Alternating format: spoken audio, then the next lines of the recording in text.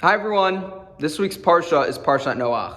And I heard a beautiful Dvar Torah, as I do often, from one of my Rebbeim, that really hits on a point that we think about, right, if you understand that. We think about it when we read the Parsha through, but we don't really grasp what it's saying. And I found it really, really interesting and a good topic to dive into for this week's video. So at the end of last week's Parsha, Parshat Bereshit, we get introduced to Noah, the now main character for this week's Parsha.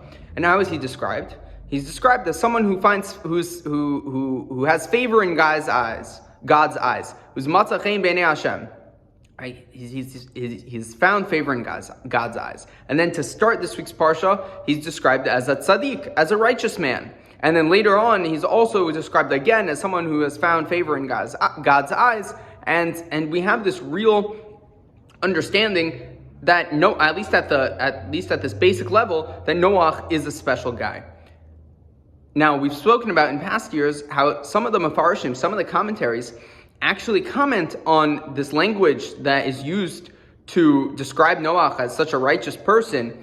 And they say, well, he was tzaddik b'dorotav, he was righteous in his generation, but if he was in a different generation compared to other people, the implication would be that maybe he wouldn't be so righteous.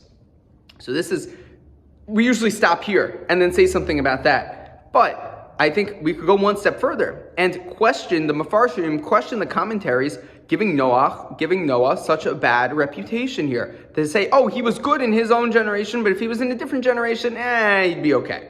Right? This is someone who's found favor in God's eyes. This is like a serious guy here. So how can we really explain what's going on here, especially with the Jewish concept of dam lechav zchut, of trying to judge someone favorably, to not judge them unfavorably without more evidence? So there's a very famous discussion by the Lubavitcher Rebbe, actually, in which he says about this, that actually, the Mefarshim are right. The commentaries are right. That Noach, possibly, if he was compared to other generations, he wouldn't be considered righteous. Only in his own generation was he considered righteous.